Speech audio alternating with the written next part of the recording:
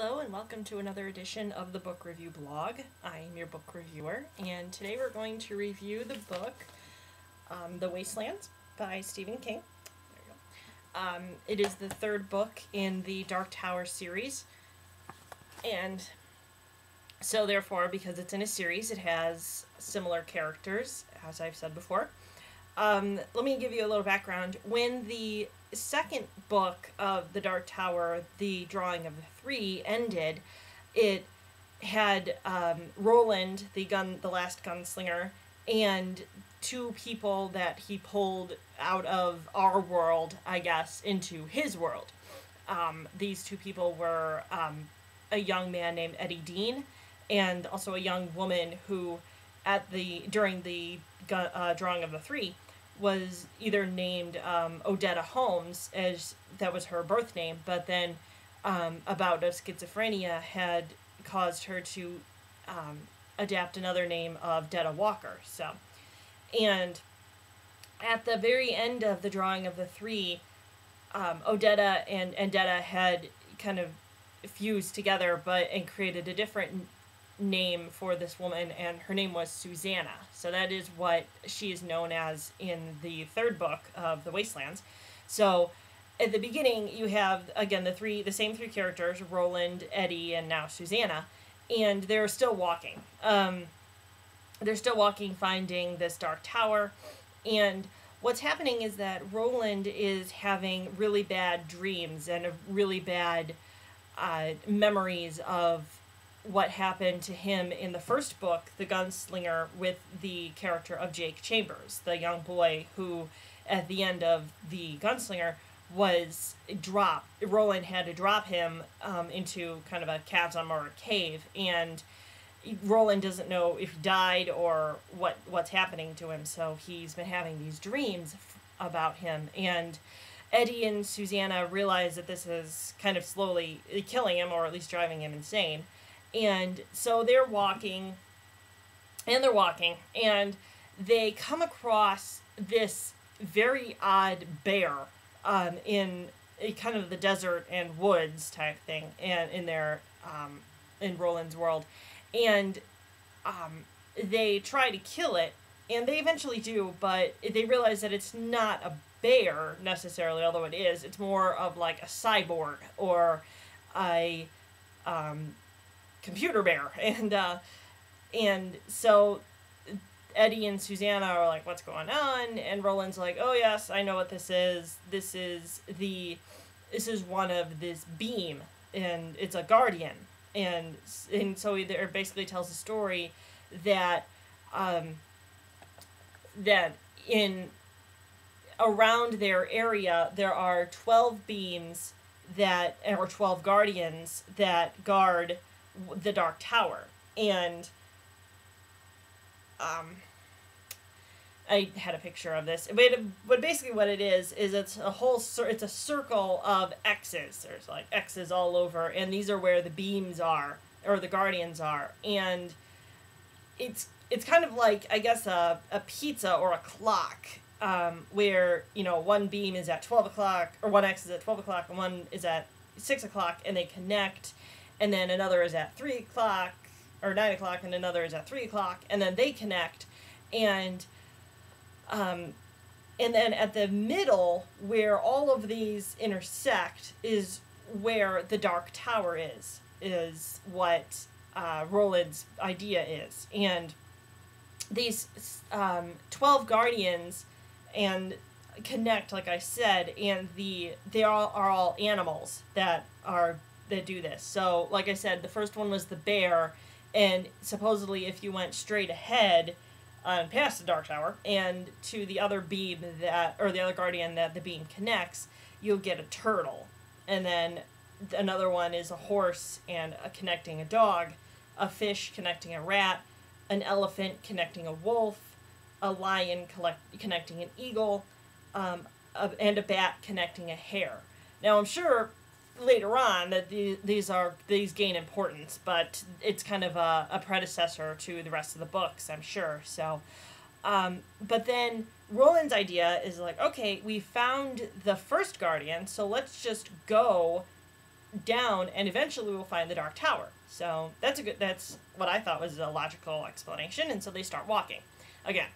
And then it jumps from Roland's world back to Jake, and you are reintroduced to the character of Jake Chambers, where it is 1977. In the second book, I may have said that Jake Chambers was pushed in the 50s, and in this book, I don't know if I was mistaken then, but this book made it that he was pushed in the year 1977. But Jake is walking around, and like Roland, he is having weird dreams and weird memories, and he's walking around New York City, but yet he's thinking that he's supposed to be dead, because he's like, I died. I was pushed into oncoming traffic, and I died, and I entered the world of Roland.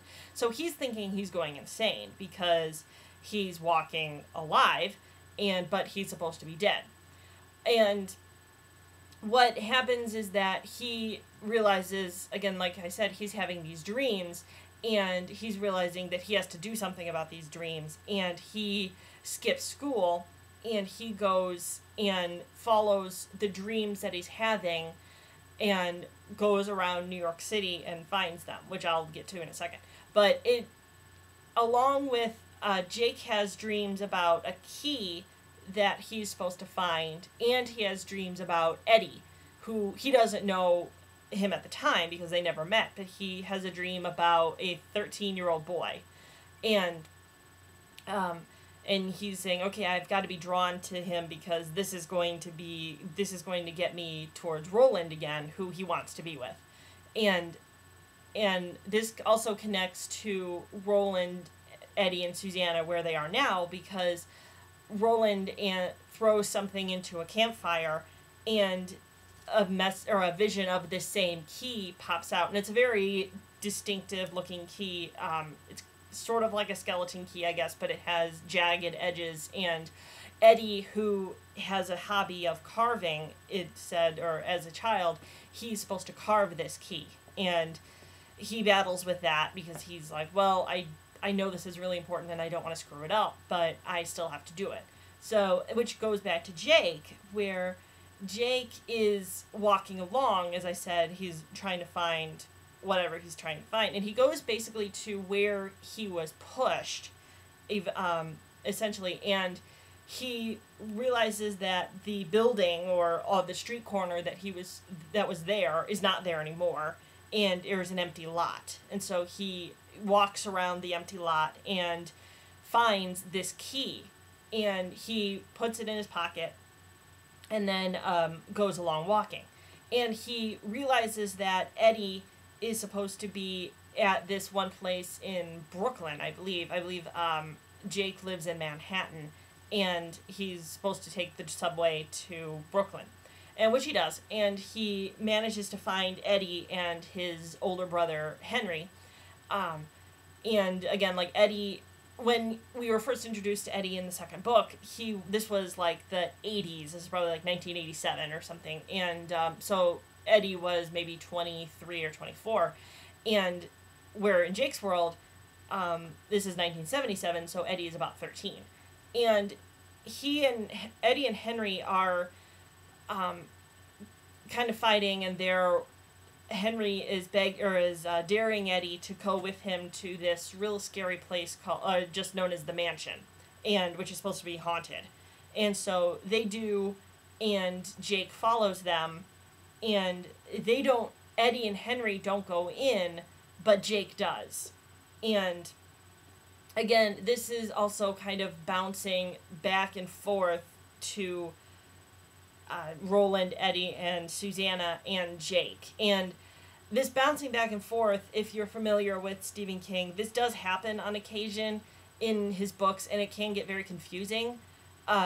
And this book was kind of confusing, but like I said, if you're familiar with Stephen King as a writer, it is common that this happens. So while Jake is going through this mansion and contemplating going inside and figuring out what he's going to find there, Roland, Eddie, and Susanna are realizing that they need to get in touch with Jake, and they need to bring Jake back to their world. And so essentially what happens is Eddie creates a door in the in a sand, similar to the doors in the second book, and realizes that he needs to finish carving this key, because the key is what's going to unlock the door. And Jake finds that out too, and he's walking in the mansion, and that's where he finds the door that he has to go through.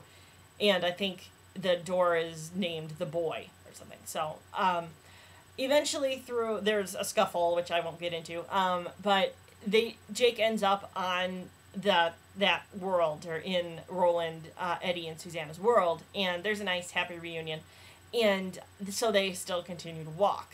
And through, this was kind of cute, through their walking, they come across an animal, and that's known as a billy bumbler.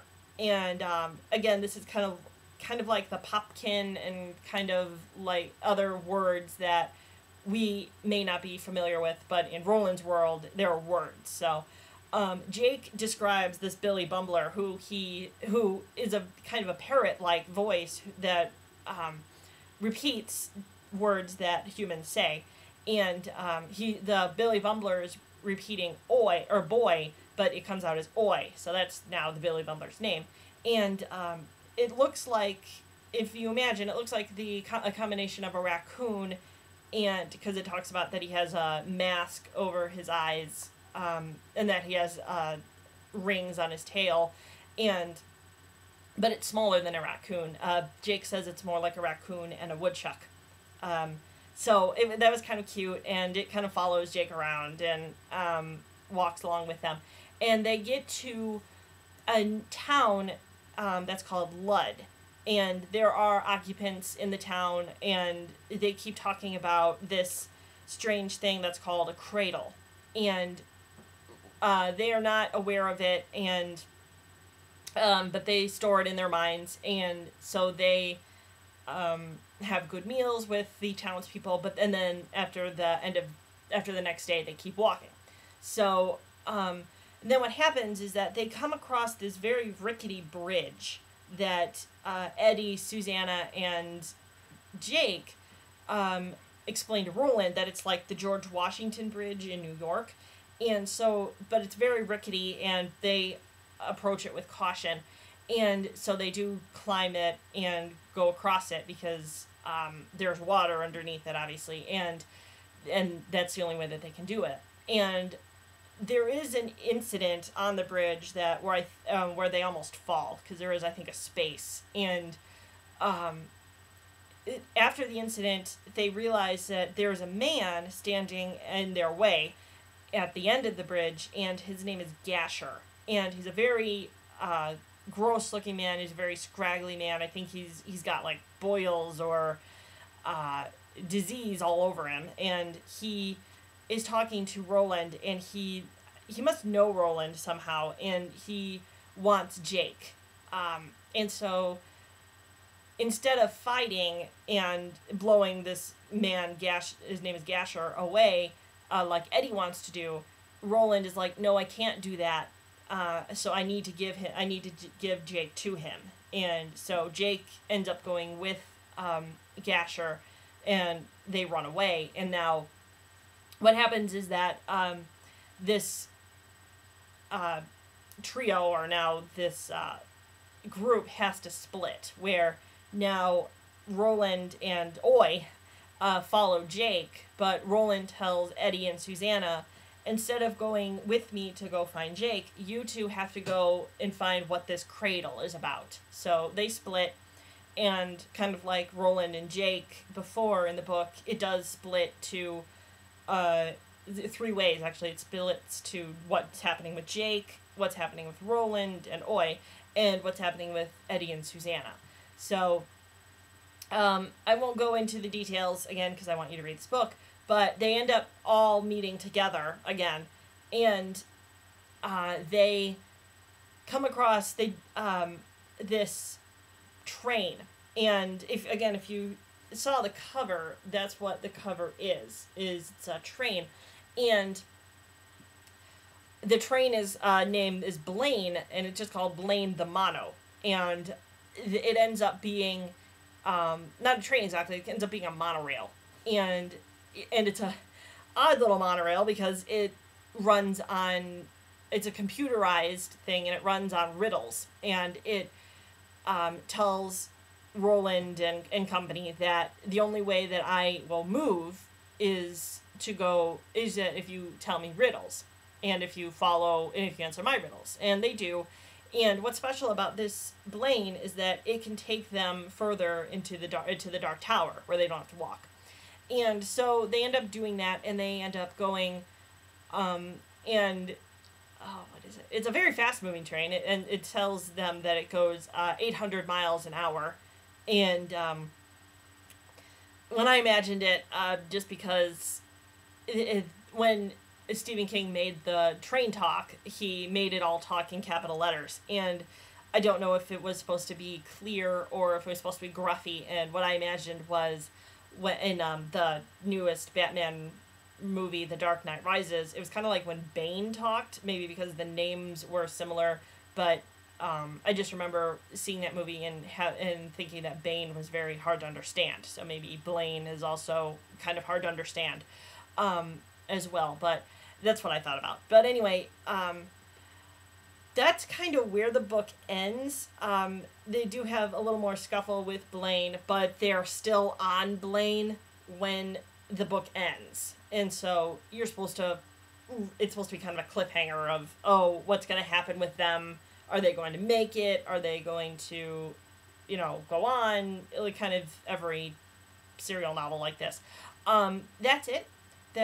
I enjoyed the book, but it's getting a little weird for me. And unfortunately, I'm reading it because I want to finish it. And like I said, it had cyborgs and it had talking trains, and that's more kind of science fiction-y than I'm used to and that I like. But again, I enjoyed it. But they do have a concordance that they have, and again, because there's lots of words and there's lots of characters and things like that, you're like, okay, is this important? Is this going to come up later on? What is it about? So maybe I'll look into that and read it and kind of take notes like that, so that I further understand it. So the next book I'm going to read is, because the series is ending in the end of the year with the last movie, I'm going to read the Twilight series. And so this is the first book, and that's what I'm going to read, and then hopefully read the other three by the time that the last Breaking Dawn movie ends or goes on. So that's it. I bid you all a happy day and happy reading.